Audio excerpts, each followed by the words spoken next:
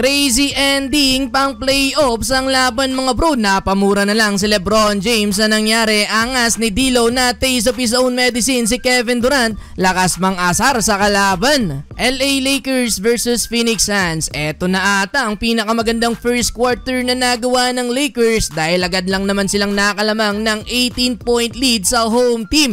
Nagalimaw kaagad mga bro si Anthony Davis, 13 points sa first quarter kaya nakalamang ng ganyan ng LA Lakers. Kumanade ng 2 tres sa first quarter si Austin Reeves habang 5 points naman para kay Rui Hachimura. Well, akala ng lahat magtutuloy-tuloy ang tambakan mga bro pero take over si Kevin Durant sa opensa ng Phoenix Suns. Ginawang target shooting ang depensa ng Lakers sa mid-range. Tumotal ng 12 points sa opening quarter si KD kaya yung lamang ng Lakers biglang naibaba sa single digit. Last 2 minutes pa nang makapagtala ng unang field goal si LeBron James, 34-25 end of first quarter. Second quarter, dito na tuluyang nag-choke ang LA Lakers matapos si Durant, si Devin Booker naman ang kumana sa Phoenix. Agad na pa timeout ng Lakers nang maibaba ng Suns sa 2 points ang lamang pero buti na lang buhat si Rui Hachimura at Max Christie kaya naibalik ng LA sa 10 points ang lamang. Pero yun nga lang, meron ng momentum ang home team dahil kay Devin Booker papasok ang last 2 minutes. Nakuha na ng Phoenix ang kalamangan sa tres ni Devin Booker na meron ng 18 points sa first half, 50-48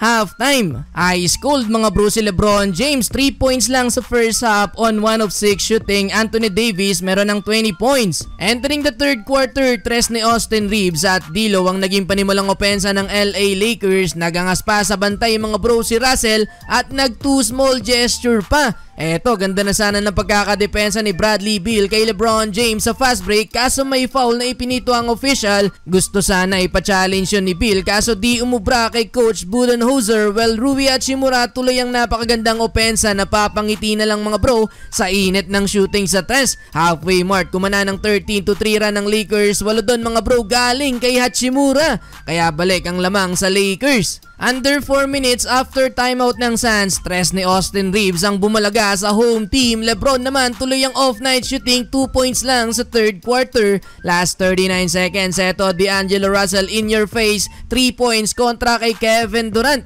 Hype na si D'Lo. Pero butata ang inabot ni LeBron James kay Kevin Durant. Uling possession ng Lakers, nakahirit pa ng tres si Gabe Vincent. End of third quarter, lamang ng 7 points ang Lakers, 83-76. Fourth quarter, big run for the Phoenix Suns. Muling naglaho ang kalamangan ng Lakers matapos ang 14-3 run ng home team. Natuwa pa si Kevin Durant sa ginawa ng rookie Eurostep kontra kay D'Lo. Lamang na ulit ang Phoenix Suns. Pero Anthony Davis mga bro, buwat mode na sa LA and basket sa play na to. Rui Hachimura pa din, hustle na nawi si slam dunk, nangaasar pa etong si D'Angelo Russell. Eto mga bro, Austin Reeves 4-point play, lamang na ulit ang LA Lakers, 98-97. Crunch time mga bro, heto na si Kevin Durant, back-to-back basket para makuha ulit ng Phoenix Suns ang lead. Pero LeBron James match needed 3-pointer para sa LA Lakers, 105-104. Yun nga lang, Royce O'Neal na ipasok ang driving floater mga bro sa uli. Panalo pa din ng Phoenix Suns sa likod ng 30-point game ni Devin Booker at Kevin Durant, 29 points para kay Anthony Davis.